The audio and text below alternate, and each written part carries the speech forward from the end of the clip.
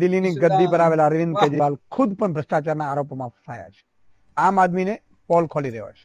આ રિપોર્ટ સાબિત કરે છે કે આપ પણ બીજા જેવા પક્ષ જેવું જ છે, જેમાં દિલ્હીની આપ સરકાર દ્વારા સત્તાનો ભરપૂર દુરુપયોગ કરાયો હોવાનું સામે આવ્યું છે.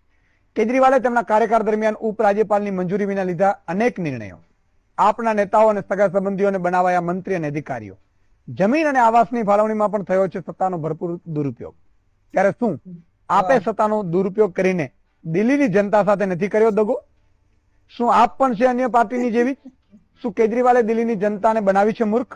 રીતે શાસન આપવું જોઈતું હતું, જે રીતે આમ આદમીના જે રહેવાના જે આશ્વાસનો આપ્યું હતું એ તમામ આશ્વાસનો ઉપર પાણી ફરી ગયા હોય એવું આ સુંગલી કમિટીનો રિપોર્ટ છે.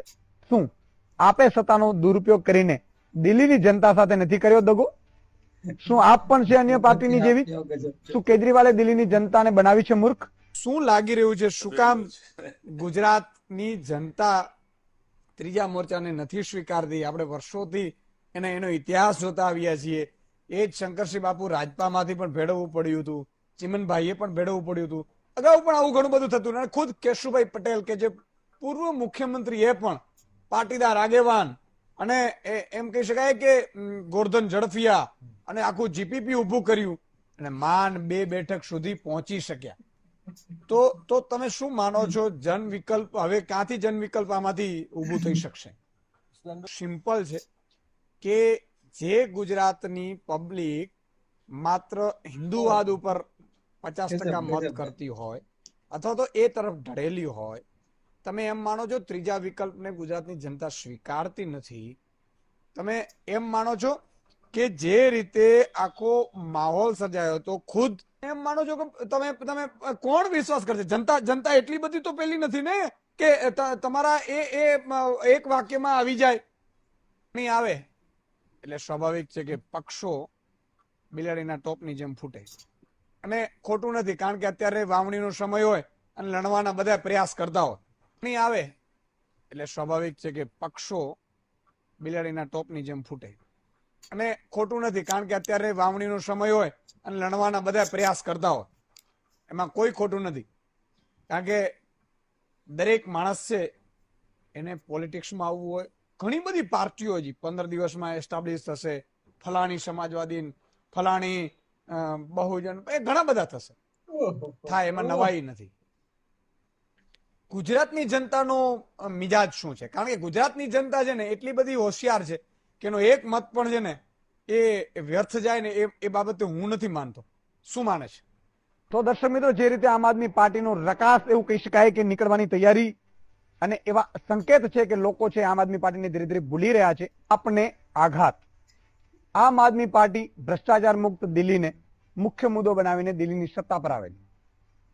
આમ આદમી પાર્ટીની સરકાર 2013માં અન્ના હજારેના લોકપાલ આંદોલનથી જેનો ઉદય થયો હતો, દિલ્હીની જનતાએ ખૂબ ભરોસો સાથે આપને સોંપી હતી રાજધાનીની લગામ. પરંતુ સત્તામાં આવ્યાના 3.5 વર્ષમાં જ આપના શરૂ થઈ ગયા છે વળતા પાણી. આમ આદમી પાર્ટીને પડ્યો છે મોટો ફટકો. એવું લાગી રહ્યું છે કે આમ આદમી પાર્ટીના જે દાવાઓ છે એ ખોટા પડ્યા એટલા માટે પબ્લિક છે એ હવે સ્વીકારવાનું બંધ કરી દીધું છે. મિત્રો, તમે ઈશુદાનભાઈ ગઢવીના આ વિડીયો સાંભળ્યા ને વિડીયો જૂના છે, પરંતુ ઈશુદાનભાઈ ગઢવી પણ એક સમયે ખૂબ જ મોટા પ્રમાણમાં આમ આદમી પાર્ટીનો વિરોધ કરતા હતા. પરંતુ એક સમય એવો આવ્યો કે આ ઈશુદાન ગઢવીને અરવિંદ કેજરીવાલે એક લોલીપોપ ચગળવા આપી દીધી કે તમને ગુજરાતના મુખ્યમંત્રી બનાવવામાં આવશે જો આમ આદમી પાર્ટીની સરકાર ગુજરાતમાં બનશે. અને ઈશુદાનભાઈ ગઢવી પણ આ અરવિંદ કેજરીવાલે આપેલી લોલીપોપ ચગળતા ગુજરાત રાજ્યના મુખ્યમંત્રી બનવાના સપના જોવા લાગ્યા. પંજાબની અંદર આમ આદમી પાર્ટીએ જે સરકાર બનાવી એનાથી આ ઈશુદાનભાઈ ગઢવીને પણ એવો વહેમ ઘરી ગયો કે હું પણ ગુજરાતનો મુખ્યમંત્રી બનીશ અને ગુજરાતમાં આમ આદમી પાર્ટી સરકાર બનાવશે. આ અરવિંદ કેજરીવાલે આપેલી લોલીપોપ સગળતા ઈશુદાનભાઈ ગઢવીએ જે તે સમયે ફાકા ફોજદારી કરી અને ગુજરાતને જીતવાના જે ગુજરાતની જનતાને ખોટા વાયદાઓ અને સપના બતાવ્યા, પરંતુ આ ગુજરાતની સમજદાર જનતાએ ઈશુદાન ગઢવીને ફટ કરીને લાત મારીને ઈશુદાન ગઢવીને હરાવી દીધા અને આખી આમ આદમી પાર્ટીની મોટા ભાગના ઉમેદવારોની ડિપોઝિટ પણ જપ્ત કરાવી દીધી. હવે આખી આમ આદમી પાર્ટી હારી જતા ઈસુદાનભાઈ ગઢવીના મુખ્યમંત્રી બનવાના સપના છે એકદમ રોળાઈ ગયા. હવે અરવિંદ કેજરીવાલે આપેલી મુખ્યમંત્રી બનવાની લોલીપોપ આ ઈસુદાનભાઈ ગઢવીને ધીરે ધીરે કરતી કડવી લાગવા મળી. પણ ઓલો અરવિંદ કેજરીવાલ પણ ઈસુદાનના માથાનો માણસ છે એટલે ફરી વાર પાછી એની લોલીપોપ ઉપર 2-4 મધના ટીપા નાખીને ઈસુદાનભાઈ ગઢવીને પાછી સગળવા માટે આપી દીધી અને કીધું કે ભાઈ ઈસુદાનભાઈ ગઢવી મહેનત કરો અને આમ આદમી પાર્ટીના વધારે ધારાસભ્યો ગુજરાતમાં જીતાડો તો તમને રાજ્યસભાના સાંસદ બનાવવામાં આવશે.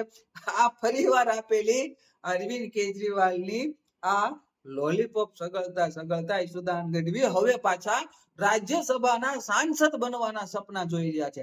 આ અમે આપેલી માહિતી એકદમ અંગત આમ આદમી પાર્ટીના સોર્સ દ્વારા મળેલી માહિતી છે. આ એકદમ સનાતન 100% સત્ય વાત છે. ખોટી કોઈ હવાઈની વાત નથી. ગુજરાતની જનતા આ વાત ઉપરથી એક વાત સમજજો કે આમ આદમી પાર્ટીને ગુજરાતની જનતા, ગુજરાતના ખેડૂતો, ગુજરાતના યુવાનો સાથે કઈ લેવા દેવા છે ને.